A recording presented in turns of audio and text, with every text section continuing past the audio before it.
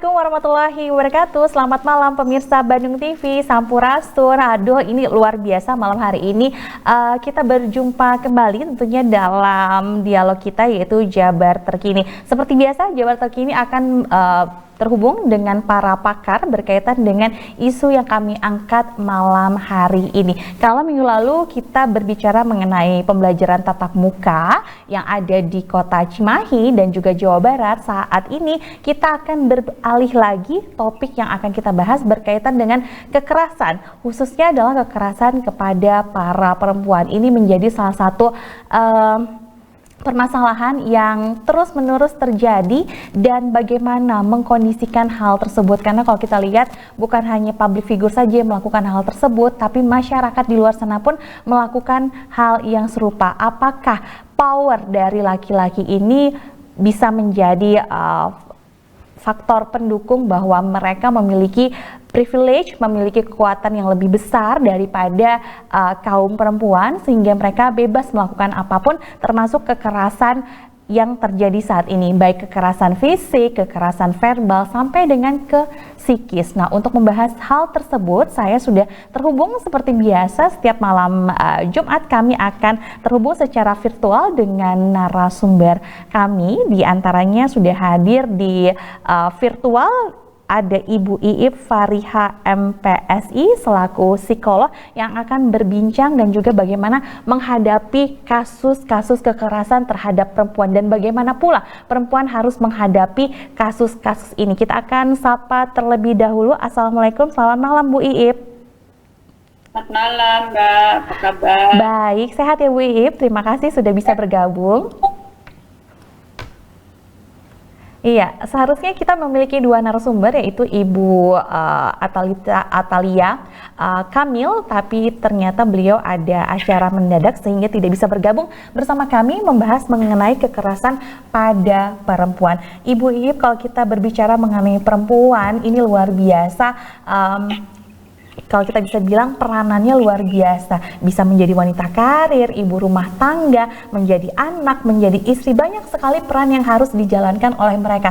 Tapi di lain pihak juga selain banyak perempuan yang sukses, tapi juga di luar sana banyak juga perempuan yang harus mengalami kekerasan. Sebenarnya apa yang harus kita lakukan selaku perempuan menghadapi kondisi-kondisi sosial saat ini? Apalagi kabarnya di masa pandemi ini angka perceraian tinggi, KDRT juga tinggi. Dan satu hal lagi, bagaimana Ibu Iip menanggapi, barangkali sudah melihat video viral yang disampaikan oleh salah satu ulama kita berkaitan dengan KDRT yang harus di-keep sendiri saja dan tidak boleh diberikan informasi kepada orang lain. Silakan Bu Iip tanggapannya terlebih dahulu. Banyak banget pertanyaannya. Langsung diborong. Silakan Bu. Oke, jadi saya bingung nih, jawab yang mana dulu? Kekerasan terlebih dahulu Bu, apa yang harus kita aware terhadap kata kekerasan? Yang memicu kekerasan pada perempuan gitu ya, mungkin gitu ya. Baiklah, mungkin saya sebagai praktisi ya, saya berbicara sebagai praktisi, saya psikolog klinis, dan di antara klien-klien saya juga banyak datang dari pasangan gitu ya, jadi melalui konflik konseling keluarga dan terapi keluarga ya. Nah, kondisi kekerasan itu memang banyak sekali terjadi di dalam isu-isu keluarga. Paling tidak mungkin saya bisa memberikan beberapa poin ya yang berdasarkan temuan dan memang secara dari riset yang ada, dari kasus-kasus yang muncul memang terkait dengan paling tidak ada 5 area gitu ya Mbak ya. Pertama, mungkin kita suka menyadari juga sebetulnya ada kecenderungan adanya jarak kekuasaan gitu ya. Jarak kekuasaan ini kita menyadari ada kecenderungan misalnya laki-laki menjadi tidak atau kurang setara dengan perempuan misalnya gitu ya. Sehingga ada kecenderungan hubungan kemitraan di dalam keluarga itu lebih merujuk bukan pada mitra di sini, tapi lebih kepada hubungan otoritatif dan submisif gitu ya. Nah, ini bisa dua pihak sih sebetulnya, karena kalau kita bicara tentang kekerasan, bisa juga sebetulnya pada kasus tertentu pihak perempuan yang melakukan kekerasan pada laki-laki gitu kan. Terus sebaliknya. Nah, pada kasus kekerasan itu tidak pernah ada satu pihak sebetulnya. Artinya di satu sisi misalnya ada pemicu dari satu pihak, tapi juga ada pembiaran di pihak yang lain. Oke.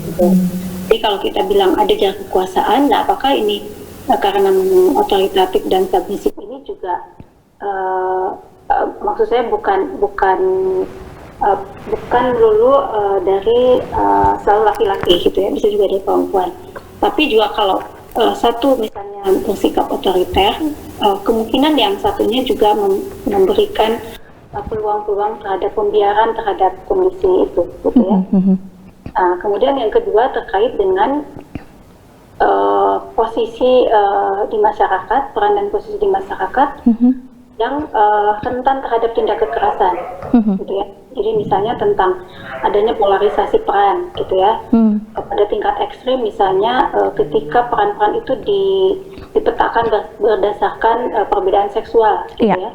Misalnya laki-laki yang hanya berhak untuk bekerja, kemudian perempuan hanya boleh di rumah saja, gitu ya.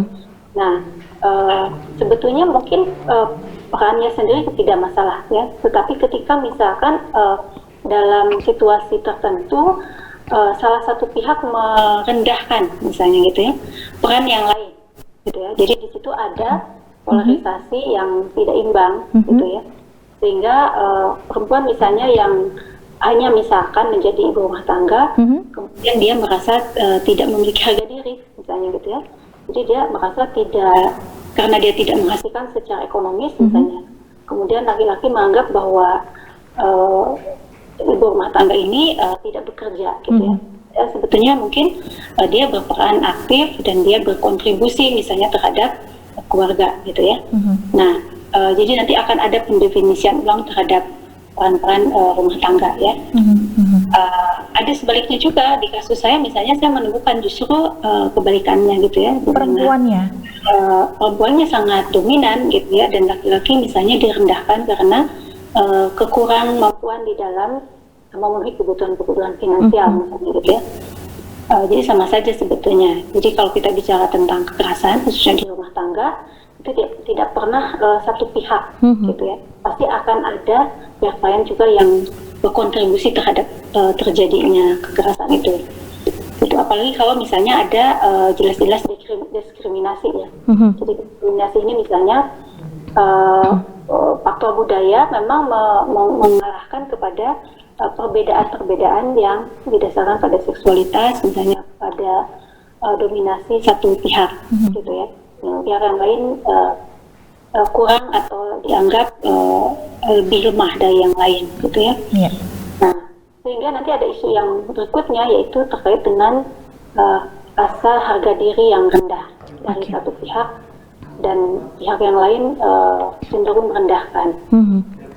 Sikap menerima dari pihak lain yang membuat kekerasan tersebut semakin lama semakin hadir di tengah-tengah kita barangkali ya Bu. Betul, karena yang satu pihak merasa dirinya memang patut untuk diperlakukan seperti itu gitu ya. Ya misalnya ya memang aku wajar diperlakukan dan direndahkan misalnya gitu ya. Nah itu kan karena harga diri dia yang rendah sebetulnya kan. Nah pihak lain kalau dia sangat dominan misalnya, dia punya alasan-alasan yang sistematis untuk menjadikan orang ini cenderung menjadi korban. Ya. Nah, lalu ada lagi misalnya terkait dengan pola relasi dan komunikasi, gitu ya. Kita kan sudah dengar tuh ada istilah toxic relationship misalnya. Iya, betul Bu. Jadi di dalam relasi ini apakah polanya ini misalnya sehat atau justru misalnya toksik tadi ya. Jadi toksik itu misalnya contohnya bagaimana pola penyampaian informasi itu memiliki kecenderungan untuk misalnya menyalahkan satu pihak gitu ya. Nah, blaming ya, menyalahkan gitu ya, atau kemudian bisa juga menghakimi gitu ya. Menghakimi itu misalnya dia berhak untuk membuat aturan-aturan secara sepihak dan tidak diberikan kesempatan kepada yang lain untuk menyampaikan aspirasi misalnya gitu ya. Itu kan ada ya kondisi-kondisi seperti itu yang membuat kecenderungan kekerasan itu terjadi gitu ya. khususnya di dalam relasi keluarga ya, kalau tadi kita bicara tentang keluarga. Lalu ada juga misalnya kecenderungan entah itu karena memang bentukan pola asuh atau sistem di dalam masyarakat, ada kecenderungan untuk misalnya satu pihak menghamba yang lain. Oke. Oke ya, kan ada ya. Ada. Itu yang berkuasa gitu ya, kamu adalah yang melayani gitu kan. Ada yang rela untuk dibully begitu ya Bu? Gitu kan, itu pembiaran terhadap tindakan intimidatif sebetulnya. Bahkan itu tadi ya, pemaksaan kehendak misalnya gitu ya, seperti itu. Jadi kalau polanya seperti itu memang akan sulit untuk mencegah adanya kekerasan. Atau misalnya ketika pola relasi ini nggak sinkron tuh, jadi nggak sinkron tuh maksudnya kan kita juga sering kesulitan ya untuk misalnya satu pihak punya latar belakang budaya gitu ya, berbeda dengan pasangannya misalnya gitu ya. Kemudian kan ada pola-pola komunikasi yang cenderung dimaknakan secara berbeda, gitu ya, sehingga tidak sinkron ya. Misalnya gini ya, saya punya kasus yang masih update, orang yang frameworknya dia gitu ya, dalam mindset dia perempuan itu khusus domestik gitu ya, dan dia tidak mengizinkan istrinya bekerja karena berarti dia merasa tidak melindungi perempuan gitu ya. Nah kan kalau kesannya kan positif ya, enggak ya. Jadi dia adalah laki-laki yang harus melindungi keluarga, mencari nafkah gitu ya. Nah tapi si perempuan ini kemudian dibatasi untuk dia bisa berkarya gitu ya. Nah kan potensi perempuan ini kan menjadi terhambat ya. Nah barangkali ada orang yang dia nyaman menjadi ibu rumah tangga dan dia berkarya sebagai ibu ya, nyaman-nyaman saja gitu ya, itu nggak masalah ya. Tapi pada situasi tertentu, misalnya perempuan ini punya potensi lebih yang dia sebetulnya bisa berkontribusi kepada masyarakat gitu ya. Nah persepsi tentang melindungi perempuan misalnya gitu ya, itu kan menjadi bias ya, menjadi berbeda. Maksudnya dia adalah sebetulnya perlindungan gitu, tapi buat yang lain itu adalah pengekangan. Nah kayak gitu ya, jadi kan memang akhirnya kita menjadi perlu mendefinisikan ulang dalam bahasa-bahasa yang digunakan di dalam komunikasi keluarga misalnya ya. Kadang miskomunikasi, kemudian yang terjadi adalah konflik gitu ya, konflik keluarga yang ya itu bisa berakhir tadi kayak kata Mbak bilang berujung pada perceraian gitu ya, kemudian dan perceraian itu kan setelah sekian lama ya, setelah ribut dulu bertahun-tahun, setelah konflik dulu, setelah menderita dulu gitu kan, ya, baru akhirnya terjadilah gitu kan, gugat cerai dan lain sebagainya. Ya kalau kita lihat ternyata memang kekerasan ini terjadi pelakunya adalah mereka yang paling dekat dengan kita ya Bu ya, baik itu kekerasan verbal, fisik, sampai dengan tadi merubah bisa dibilang merubah apa ya Bu, merubah konsep perlindungan pun bisa dilakukan oleh orang terdekat kita, even itu suami. Nah, budaya Indonesia yang masih menjunjung tinggi budaya patriarki barangkali menjadi salah satu faktor yang mendukung egoisme dari laki-laki terus memuncak tinggi barangkali ya Bu. Ya, sebetulnya enggak ada yang salah dengan masalah patriarki ya, tapi bagaimana individunya komunikasi komunikasi konsep-konsep patriarki ini terdefinisikan secara jelas gitu ya, dan pemahaman yang sama dengan yang dipahami juga oleh pasangannya gitu. Karena saya menemukan ada sebuah pola keluarga yang misalnya masih tradisional ya, tradisional artinya gini, tradisional itu misalnya masih cenderung polarisasi peran gitu ya. Artinya ibu itu misalnya karena kodratnya dia yang hamil dan melahirkan, hanya diarahkan untuk tugas-tugas terkait dengan mengurus anak misalnya gitu ya. Nah pemilihan tugas ini adalah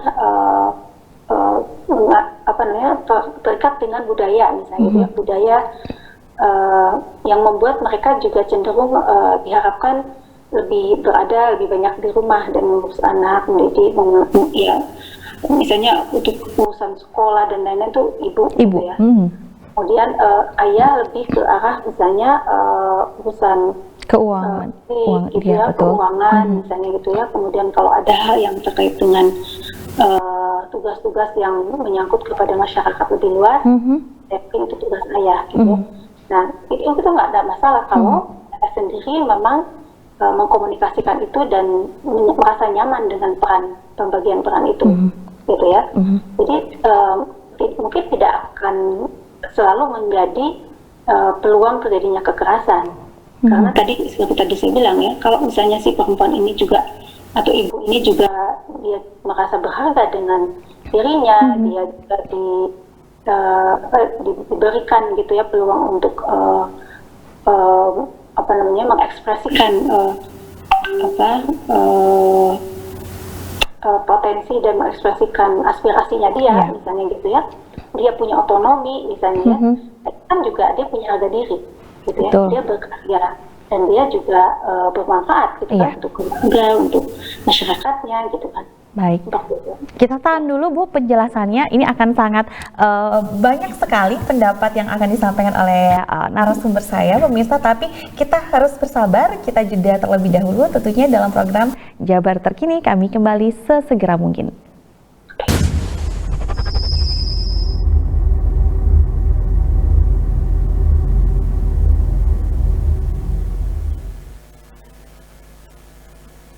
Anda masih bersama kami dalam program Jabar Terkini, tentunya membahas mengenai tema malam hari ini adalah berkaitan dengan kekerasan pada perempuan. Tadi narasumber saya Ibu Ip sudah menjelaskan banyak sekali berkaitan dengan kasus-kasus yang dialami oleh kliennya, barangkali yang tentunya ini relate dengan kehidupan kita sehari-hari. Tentunya yang menjadi perhatian adalah bagaimana cara para wanita di luar sana, termasuk saya, untuk bisa terhindar dari kekerasan pada perempuan. Kalau kita lihat Ibu Ip, ternyata angka kekerasan ini tidak bisa main-main, angkanya luar biasa tinggi termasuk di Indonesia. Bahkan catatan WHO, dominasi dari korban para perempuan yang terkena dari efek kekerasan ini adalah di range umur 15 sampai dengan 24 tahun. Mengapa hal tersebut terus terjadi, Ibu? Apakah memang ya tadi perempuan ada di kelas kedua, jadi memang ada kelas yang pertamanya yang terus-menerus mendominasi, dan tadi ada juga pihak lain yang merasa nerimo saja dengan perlakuan tersebut, Ibu, dan bagaimana cara kita ini untuk bisa terhindar dari kekerasan-kekerasan tersebut? Baik Mbak Krisanti, suara saya mungkin agak ini ada azan ya Ibu? Azan ya? Iya. Nggak apa-apa ya? Tidak apa-apa, silahkan Ibu. Oke. Baik, sebentar, sepertinya agak terganggu kalau dari saya sendiri. Nanti bisa sebentar, skip dulu sebentar ya. Iya, kita dengerin dulu sebentar. Kita dengarkan dulu azan Isya di rumah Ibu Iit. Mungkin bisa ulang apa yang tadi kita obrolin. Ada satu lagi tadi sebetulnya area yang belum dijelasin ya. Tapi tadi pertanyaannya mungkin bisa karena saya agak. Iya, kalau tadi saya ingin menanyakan kepada Ibu Ip berkaitan tentang bagaimana cara perempuan yang ada di Indonesia saat ini untuk bisa terhindar dari kekerasan terhadap para perempuan, dan tentu saja ini bukan hanya ada di Indonesia saja, tapi di dunia pun WHO mendapatkan angka yang sangat tinggi terhadap para perempuan di range umur 15 hingga 24 tahun. Silahkan Ibu. Baik Mbak Krisanti, jadi tadi sebetulnya ada yang menurut saya perlu sedikit dikoreksi ya, satu ya, sebelumnya ya, bahwa kekerasan, kita temanya memang kekerasan terhadap perempuan gitu ya, cuman tadi juga saya sampaikan bahwa senantiasa kekerasan yang terjadi itu juga ada unsur satu pihak, bukan hanya sekedar dia mendominasi, tapi juga ada kecenderungan pihak yang lain melakukan pembiaran, gitu ya. Nerimo begitu ya Bu ya? Seperti itu. Jadi tidak serta-merta juga kenapa perempuan menjadi korban, dia juga berpeluang atau memiliki potensi untuk terjadinya kekerasan terhadap dirinya. Iya.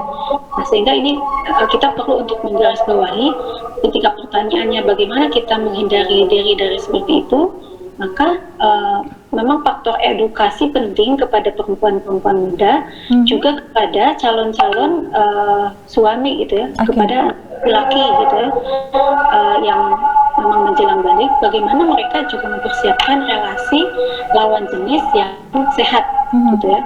Jadi misalnya ketika kita belajar menempatkan peran-peran kelelakian dan peran-peran perempuan di dalam struktur masyarakat kita, yang tentunya mereka juga punya harapan-harapan sosial yang dibentuk oleh budaya masing-masing gitu ya. Baik di dalam misalnya pengambilan misalnya pengambilan keputusan gitu ya. Kalau pada tema-tema keluarga yang tradisional gitu ya, biasanya memang laki-laki lebih diharapkan punya dominasi. Mereka punya kemampuan untuk memimpin ya, untuk meliding, untuk membuat keluarga itu berada di bawah imamnya gitu ya. Masa kita kan ayah itu adalah imam atau suami adalah imam gitu ya. Nah, tapi kemudian peran sebagai pemimpin ini juga bukan berarti dia kemudian melupakan misalnya aspirasi dari pasangannya gitu ya. Sehingga bagaimana perempuan juga belajar untuk misalnya memiliki kompetensi gitu ya, mampu menyampaikan misalnya hal-hal yang menjadi bagian dari kepentingan dirinya, dan itu juga bisa dipahami oleh pasangannya sebagai pemimpin gitu ya. Ini kalau di dalam misalnya gini, ketika di dalam pemerintahan juga kan kita ada wakil rakyat tuh yang menyampaikan ya, aspirasi ya. Betul. Meskipun misalnya pengambilan keputusan itu misalnya ada di pemimpin tertinggi, presiden misalnya gitu ya.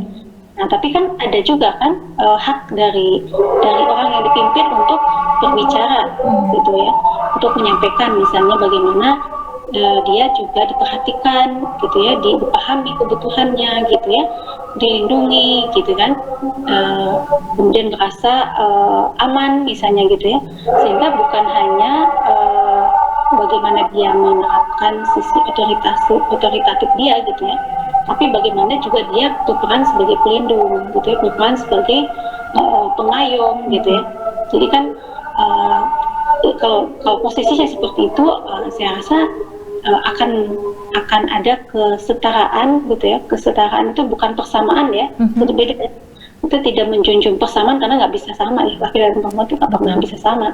Tapi bagaimana mereka misalnya saling menghargai gitu ya, mendukung gitu, kemudian punya support, punya harga diri yang dijunjung tinggi oleh masing-masing pihak gitu.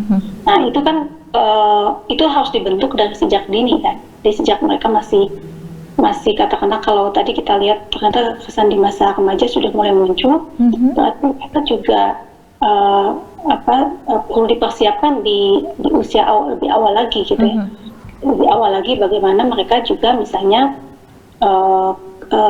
katakanlah kalau remaja itu kan sudah mulai ada kecenderungan untuk misalnya memiliki geng ya, geng yang sama dengan jenis kelaminnya, dan mulai dia ada ketertarikan dengan lawan jenis.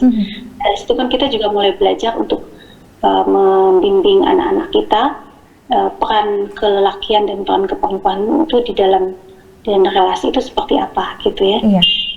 Caranya seperti apa Bu Ip untuk bisa memperkenalkan peran-peran itu?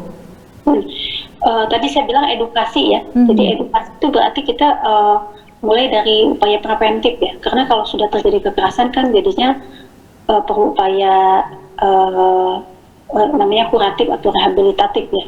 Jadi kalau di awal bagaimana kita membimbing atau menjaga mereka untuk tidak terjadinya kekerasan, ketika kan upaya psikoedukasi, upaya parenting, dan upaya pendampingan gitu ya di dalam misalnya relasi pertemanan gitu ya, bagaimana mereka bisa tahu hak-hak mereka sebagai perempuan gitu ya, hak-hak mereka sebagai laki-laki, seperti misalnya aturan-aturan jarak bergaul gitu ya, kan ada misalnya kalau di dalam salah satunya misalnya tentang sex education gitu ya. Iya.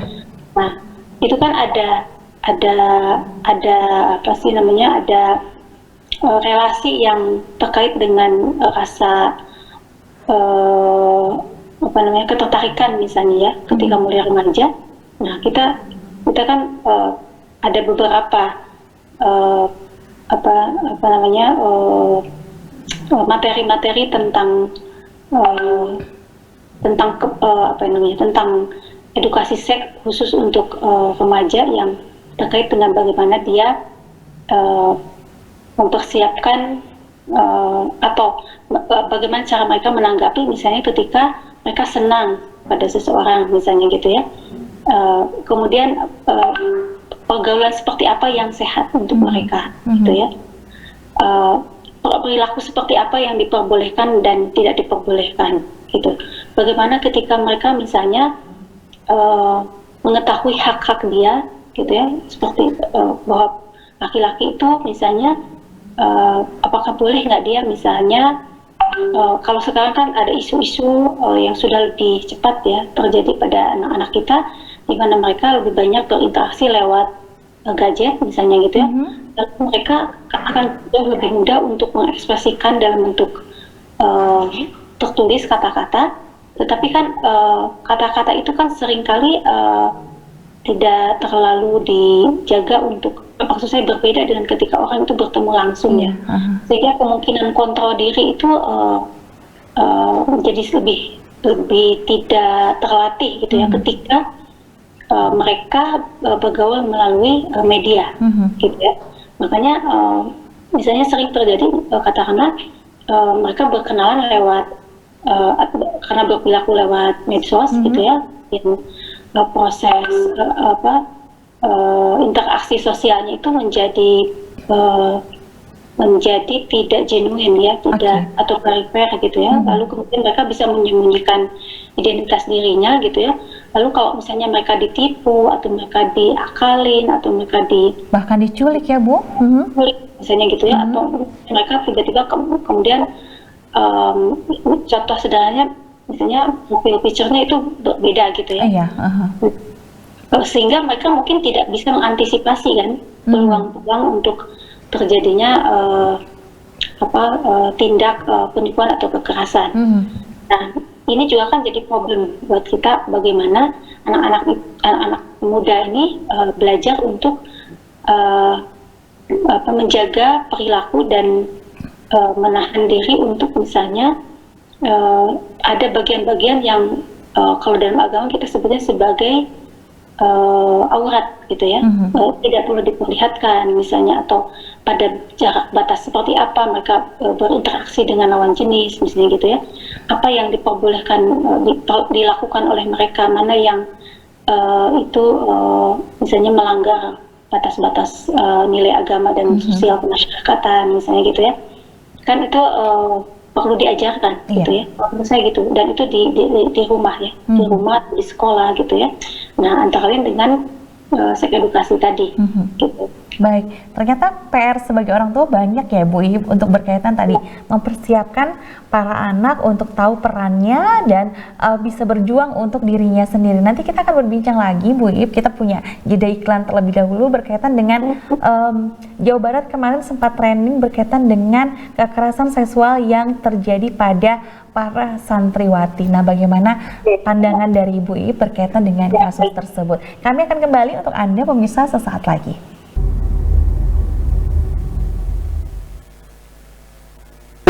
Membahas mengenai kekerasan pada perempuan tadi, Ibu Iip selaku psikolog dan juga praktisi sudah membeberkan bahasan mengenai bagaimana cara kita untuk bisa menerangkan kepada para anak berkaitan dengan peran mereka selaku perempuan dan juga laki-laki agar nanti bisa dibekali, jangan sampai nanti malah ada usaha yang lain, bukannya preventif tapi ada rehabilitasi dan juga kuratif yang tadi disampaikan oleh Bu Iip. Nah, selanjutnya adalah banyak kasus yang berkaitan dengan tadi kekerasan pada perempuan, bukan hanya perempuan dewasa tapi juga anak-anak. Tadi sore sempat kita baca berkaitan informasi seorang tukang siomay ini menggagahi 6 orang anak yang umurnya 6 tahun, dan yang lebih tidak masuk akalnya lagi, darah yang memang ada di sana di pakaian dalam anak tersebut dicuci dan airnya diminum. Apa yang terjadi di dunia ini dan ada di Indonesia, dan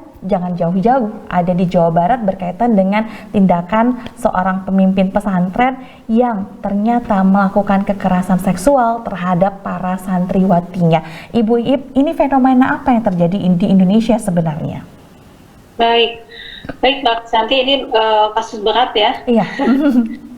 Pertama-tama saya mungkin izinkan saya menyampaikan rasa prihatin saya ya kepada kepada keluarganya, juga kepada institusi yang terkait dengan kekerasan yang terjadi ini ya, gitu ya. Mungkin bukan kali pertama, barangkali banyak yang tidak terungkap, gitu ya.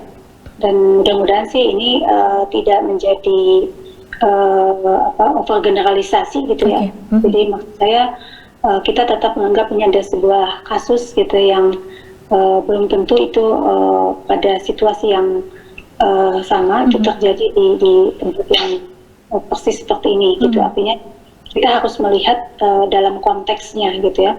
Kasus-kasus tentunya yang diungkapkan oleh Mbak Krisanti itu di nggak jauh dari rumah saya ya. Deket banget tuh Mbak. Dan kita juga mungkin kaget juga ya kenapa sedekat itu gitu ya kita bisa seolah-olah masyarakat juga menjadi tidak apakah kurang waspada atau memang sangat tertutup atau apa yang sebetulnya terjadi, juga orang masih bertanya-tanya gitu kan. Nah, tapi patokannya mungkin buat saya, kalau saya sebagai praktisi, saya memandang banyak masalah-masalah yang secara psikologis perlu kita pahami gitu ya, baik untuk mereka sebagai korban itu, jadi dalam hal ini adalah santriwati, juga keluarganya tentunya, dan keluarga yang keluarga dari pelaku itu kan mereka juga mengalami ya masalah, minimum mereka shock gitu ya. Ini bukan hanya terkait dengan nilai-nilai yang ya kita harapkan misalnya bisa mendukung untuk tidak terjadinya kekerasan di sana, tapi kita harus melihatnya dalam kerangka bahwa di sana ada belief system, ada latar belakang budaya, kemudian ada konteks masyarakat yang mungkin perlu dipahami secara objektif gitu ya. Jadi kita tidak bisa menggeneralisir juga bahwa itu sesuatu yang misalnya semata-mata karena ada satu pandangan tertentu yang eksklusif misalnya gitu ya. Nah, itu tidak bisa seperti itu ya. Jadi kita harus lihat ada faktor-faktor yang sifatnya sangat individual juga dalam diri baik pelaku maupun korban, yang perlu dijelaskan dinamika psikologisnya sehingga kasus ini bisa terjadi gitu ya. Misalnya seperti tadi ya, misalnya saya bercerita tadi tentang apakah salah satu pihak memang memiliki kecenderungan kurang memiliki harga diri gitu ya, atau mereka meyakini adanya jarak kekuasaan yang demikian jauh sehingga satu pihak menerima situasi berada di bawah kontrol orang lain yang dianggap sebagai pihak yang memiliki otoritatif misalnya gitu ya. Itu tidak terkait semata dengan agama, tapi juga terkait dengan bisa budaya, bisa juga bentukan kepribadian dari orang yang bersangkutan, ya. Nah, sehingga nanti kemungkinan akan ada interrelasi di dalam kasus ini, harus dibedah secara objektif dan kasus per kasus gitu, Mbak. Mungkin ada kesamaan ya, artinya misalnya orang yang melakukan itu adalah orang yang dekat, orang yang dikenal gitu ya, dan kemudian misalnya pada awalnya tidak dianggap sebagai bentuk tindak kekerasan gitu ya, karena yang kita anggap sebagai kekerasan pada mulanya barangkali juga yang terjadi itu adalah seperti sesuatu yang alami gitu ya. artinya satu pihak menganggap bahwa itu adalah atau dilakukan dengan cara-cara yang membuat pihak yang menjadi korbannya tidak merasa sebagai korban, sehingga adem ayem aja gitu ya. Mungkin kasusnya menjadi mencuat ketika ada orang yang menyadari bahwa ada masalah yang serius dan itu sudah melanggar gitu ya, apakah itu nilai agama atau hak kemanusiaan ataupun itu secara personal, misalnya tadi ya pelanggaran dan kekerasan fisik atau kekerasan seksual itu yang banyak ya yang terjadi tadi ya. Ya, saya melihat juga bahwa faktor dari lingkungan masyarakat yang mungkin juga ada kecenderungan untuk misalnya apakah karena tertutup sehingga mereka tidak menyadari atau memang lingkungan yang sangat disebut sebagai lingkungan yang memang masyarakat istilahnya ya.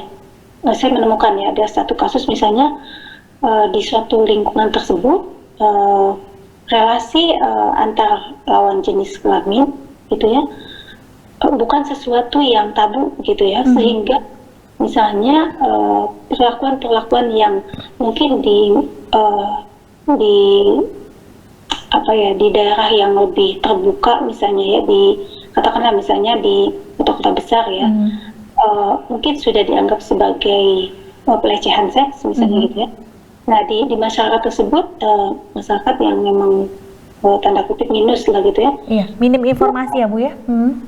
Gitu ya, entah informasinya, entah emang budayanya, entah memang kondisi penduduk di sekitar situ yang memang permisif gitu ya, menganggap itu hal yang biasa gitu ya, hal yang wajar gitu ya, dan itu menimbulkan peluang terjadinya tindakan kekerasan seksual. Kalau kita bahas khusus tadi secara seksual ya, bisa juga misalnya tindakan kekerasan fisik gitu ya, atau tadi misalnya tindakan-tindakan yang mengarah kepada kekerasan atau intimidasi psikologis, tetapi karena di dalam lingkungan tersebut dianggap sebagai kewajaran, itu bisa saja gitu ya. Nah, kesadaran untuk memilah bahwa ini adalah sudah keluar dari batas-batas norma kemanusiaan misalnya ya, ataupun itu sebagai pelanggaran terhadap hak-hak kemerdekaan sebagai relasi laki-laki dan perempuan misalnya gitu ya, yang tidak dihargai tadi misalnya atau timpang gitu ya, itu bisa saja muncul dari orang dari luar ketika menyadari bahwa ini ada sesuatu yang tadi ya luar batas atau apa. Sama kasus saya kemarin juga gitu kan, setelah sekian lama gitu kan, nah kemudian baru ada yang melaporkan dan menganggap ini adalah tindakan yang melanggar gitu ya, seperti itu. Dan kita semua baru kaget juga, kok bisa gitu apa yang terjadi di dalamnya. Nah itu kan jadi kayak kasus yang kayak gunung es gitu ya, kita sudah lama sudah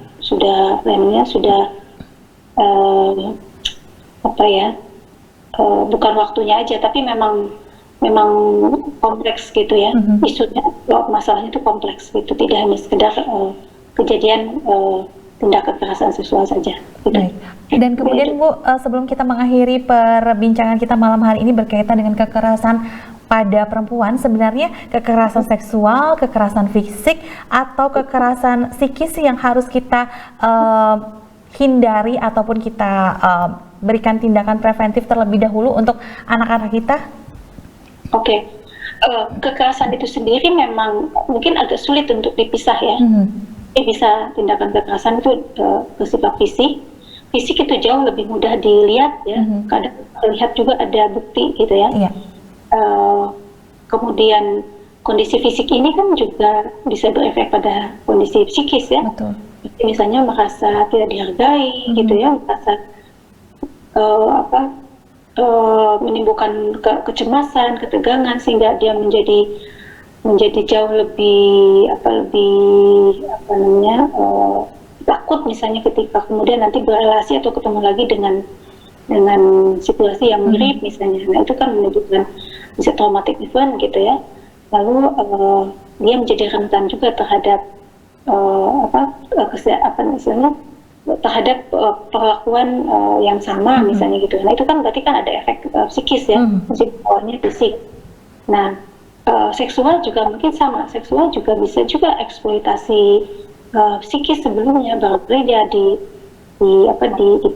misalnya seperti bagaimana orang katakanlah seorang anak kecil misalnya atau anak remaja bisa terjebak di dalam eksploitasi seks oleh orang dewasa misalnya.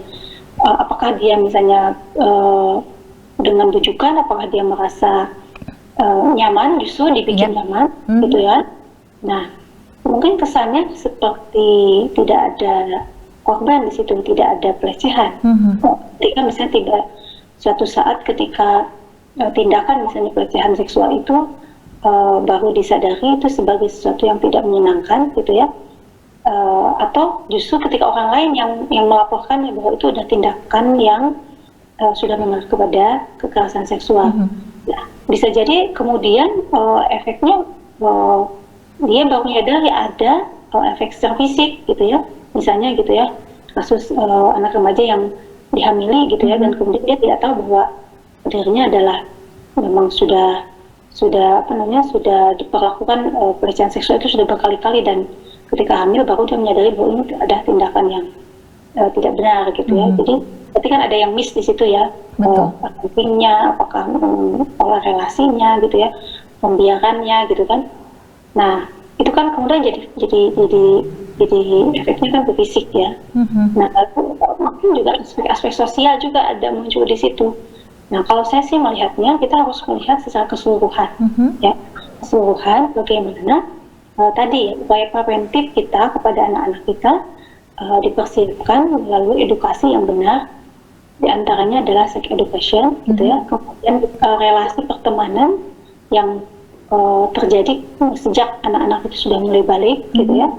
Kemudian bagaimana pola-pola relasi di dalam keluarga yang sehat itu akan menciptakan proses internalisasi nilai, gitu ya, berikut model yang mereka tiru di dalam relasi ayah dan ibunya, gitu ya. Jadi orang tua yang berusaha untuk menunjukkan pola relasi yang sehat, gitu ya, punya peluang untuk juga membuat anak-anak menginternalisasi nilai-nilai dan pola-pola relasi yang sehat juga dengan orang lain. Baik, tentunya ini peranan dari orang tua juga sangat besar untuk bisa membentuk anak-anak kita untuk tadi menjadi individu yang tentunya baik bagi diri sendiri dan juga bagi masyarakat. Mungkin bisa saya simpulkan sedikit ya Ibu Iip berkaitan dengan closing statement dari Ibu, yaitu yang harus dipersiapkan adalah tadi edukasi, diantaranya adalah sex education, kemudian juga hubungan relasi yang harus diterangkan secara baik ya Ibu Iip berkaitan dengan peranan-peranan anak di masyarakat, dan yang paling penting tadi komunikasi antar keluarga ini yang menjadi salah satu tiang barangkali untuk bisa membuat anak kita lebih comfort lagi di rumah ya Bu daripada di luar. Betul, dan ketika anak-anak misalnya mereka merasakan ada sesuatu yang tidak nyaman, ketika pola komunikasi di rumah baik, peluang untuk mereka bisa berbicara kepada orang tua, akses untuk mereka dilindungi itu jauh lebih mudah. Oke.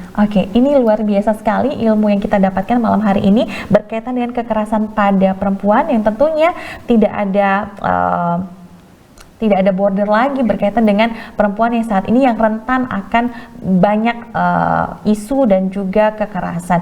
Nah, pemirsa, semoga apa yang kami perbincangkan hari ini bisa bermanfaat untuk Anda. Sekali lagi saya ucapkan terima kasih kepada narasumber kami dalam program Jabar Terkini, yaitu ada Ibu Ifariha MPSI selaku psikolog dan juga praktisi. Terima kasih saya ucapkan sekali lagi Ibu Iip atas waktu dan juga penjelasannya. Semoga kita ketemu di episode mendatang. Terima kasih banyak Ibu Iip, dan saya Krisanti pamit dari hadapan Anda. Kita ketemu lagi di episode berikutnya minggu depan. Wassalamualaikum warahmatullahi wabarakatuh. Hatur nuhun, selamat malam. Hatur nuhun Ibu. Ya, sama-sama, Mbak Santi.